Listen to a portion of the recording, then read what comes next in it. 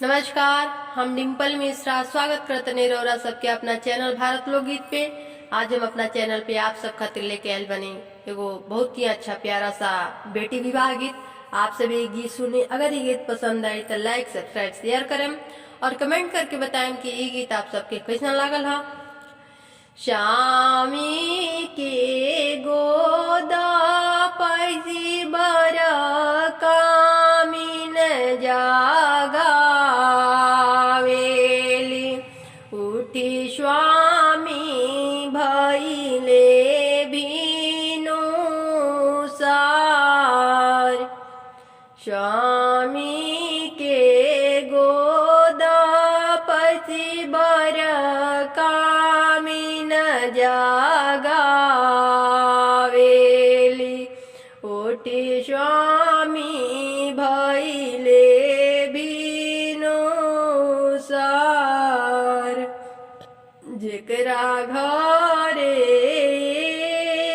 स्वामी दिया कुमारी,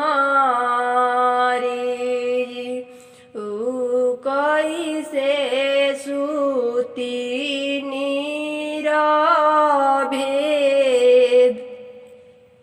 अरे उ कैसे सूती निराभेद। हम ना खोजबी घर, हम ना खोजबी बर, हम नाही देबो कन्यादान। जेकरा भरोसे धानी दिया जनमावेली,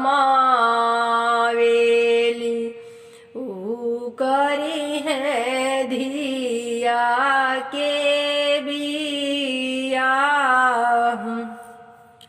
अरे उहे करी है धिया के बियाह। इतना बचन जब सुनेली कवनी बेटी, पापा से अरज हमार।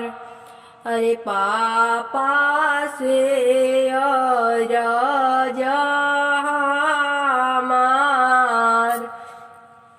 कथी लागी ए पापा पलंगा डासाइले,